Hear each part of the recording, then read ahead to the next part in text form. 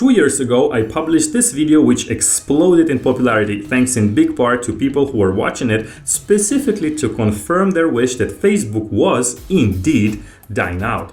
I analyzed Facebook's strategy and made a series of statements explaining what Facebook was going through and where it could go next. Now let's do an update and see what has happened since and whether Facebook is indeed dying or not.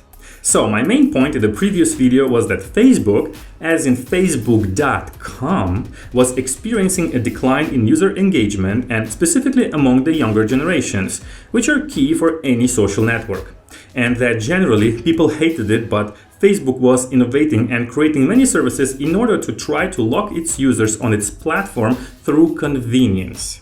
And finally, that as a company, it was actually doing well thanks in big part to Instagram. Some of these things turned out to be true and some others I completely missed. So let's check this out and let's make an update. A big problem when trying to make sense of Facebook is that they stopped separating their revenue reporting per service already back in 2019. What it means is that when they reveal their quarterly performance to the public and their investors, there is no breakdown between Facebook.com, Instagram, and WhatsApp. Now these are called the family of apps, and as a group, they have been showing consistently great results and growing revenue. So if you're wondering whether Facebook, the company, is dying, sorry to disappoint, but hell no. It's pretty much the opposite, but there's a big, massive catch. So keep watching.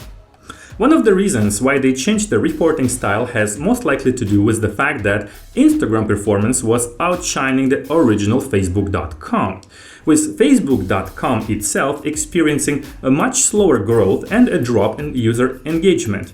And this has huge implications. In 2021, Facebook even started to advertise itself on Instagram as part of a test on a small number of users. A banner inside their feeds reminded them to use Facebook for things like finding a job, buying and selling goods, dating online, and catching up on latest news and conspiracy theories. No, they omitted that part. Yep, that desperate test tells a lot about the current state of affairs. Instagram is growing and getting all the attention, especially from young generations, while people are snubbing Facebook.com and only reluctantly using it. Mark Zuckerberg has been jealous of Instagram since the beginning, regardless of the fact that he is actually the genius behind such a profitable acquisition. But his pragmatic business skills are overshadowed by his emotional attachment to his own creation, which is Facebook.com, the social network. By the way, if you enjoy my creepy impression of Zuck created with PowerPoint, do smash the like button to let me know. Stories told by the founders of Instagram confirm that Facebook management was actually hindering Instagram's growth, even though it was part of the Facebook group. For example, the first meeting between the growth teams of both platforms was not to share expertise, but to make sure that Instagram wouldn't compete against Facebook's core audience. Mark Zuckerberg was also dismissive of Instagram's successes and even went as far as cutting off Facebook's support for Instagram's growth. The tension between him and the founders of Instagram eventually became so bad that they decided to resign in 2018, leaving their employees in shock. According to various estimations, today Instagram represents a third of Facebook's total revenue and 2/3 of its new ad revenue. And Facebook's engagement statistics are dropping, with people spending less and less time on it, while spending more on Instagram. The overall time spent on Instagram is still lower, but the trend shows that it will eventually dominate, especially that video consumption is growing the fastest, in big part thanks to Reels, Instagram's copycat of TikTok. Again, none of this can be confirmed in numbers because of the collective family of apps reporting style. But so far, Facebook.com keeps holding on by creating a sheer ecosystem of services which are conveniently used by such a huge amount of people that it becomes difficult to disconnect even for those who deeply hate it. One notable example is Facebook's marketplace to buy and sell items.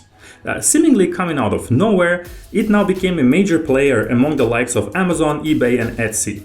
Once again, Facebook doesn't break down its numbers openly enough, but its other category, which includes things like marketplace and Oculus virtual reality revenue, spiked by 156% in end of 2020.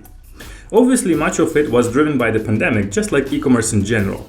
Many people use Facebook mainly for its bustling marketplace, and Facebook is doubling down on it, as well as Facebook shops, by allowing businesses to both advertise and sell their products directly through Facebook. And while Libra, the cryptocurrency project, failed to many reasons, among which regulation, Facebook will soon expand Facebook Pay and integrate it with other merchants such as Shopify, therefore adding yet another service to lock users down in its ecosystem. Together with Marketplace, Facebook has a shot at becoming a major e-commerce player which will contribute to sustaining its usage statistics. Concerning virtual reality, here also things are going pretty well. The Oculus single-handedly driving growth in the market by capturing 2/3 of it, with sales growing 52% in the first quarter of 2021. But even though the trend is impressive, it's still negligible compared to Facebook's ad revenue. Speaking of which, it was a very impressive performance in the second quarter of 2021. Facebook revenue grew by 56% compared to the same period of last year, far exceeding estimations. Then again, Facebook themselves admit that things changed a lot since 2020, with the pandemic forcing so many businesses to go online, which therefore increased demand for online advertising. This new wave lifted up not only Facebook, but pretty much all online businesses and their ecosystems. This trend is likely to decelerate towards the end of 2021, and Facebook might take a hit, especially that Apple's iOS change to ad tracking privacy is only starting to have tangible consequences. But we will discover the full effect later this year. If you want to know more about the battle between Apple and Facebook over that matter, check out my video which explains it. Last but not least, Zuck seems to finally have figured out a way to lock more users on his platforms and make them spend more time on them and generate new sources of growth. Enter the Metaverse. Yeah, Mark is confident that this is the future of Facebook, and that's how you should start looking at it already now. Not anymore a mobile social media company, but the Metaverse. That's something that requires a whole video of its own, but here's a quick summary. Facebook basically wants to create a virtual world, which people could access through all devices, but the best experience being through a virtual reality headsets, of course, which Facebook dominates thanks to Oculus Quest devices. Inside this world, anything could be possible, and Facebook would be right there to offer its services and pretty much obviously show you ads. Other than the fact that this project sounds like it will officially mark the beginning of the end of humanity as we know it, it does make sense coming from Facebook. People are spending more time online, there is a trend of living and working remotely, loneliness is rising everywhere in the world, and virtual worlds are already a thing. The most famous example is Second Life, which was created back in 2003. But one doesn't even need to look at such similar examples. Fortnite and its live events are already showcases of virtual worlds. So Facebook, motivated by this data and its dominant position in the virtual reality market thanks to Oculus Quest's success, decided that the Metaverse is the real deal. Everything is now coming together to create a massive virtual world with its own economy and potentially infinite growth potential. So to conclude, the answer to the question whether Facebook is dying or not is bittersweet, depending on what outcome you're rooting for.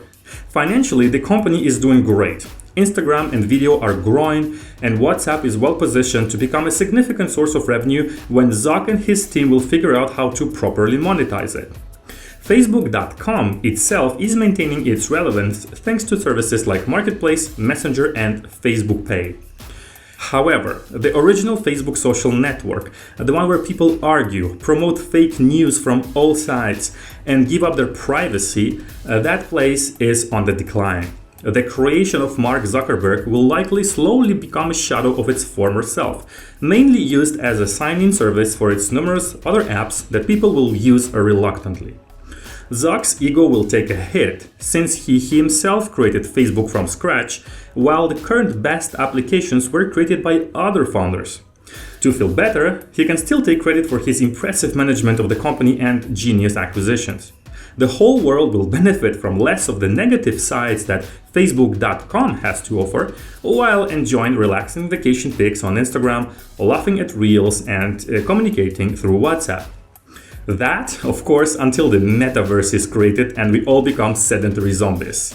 So no matter whether you like Zuck or not, he will find you and he will show ads to you.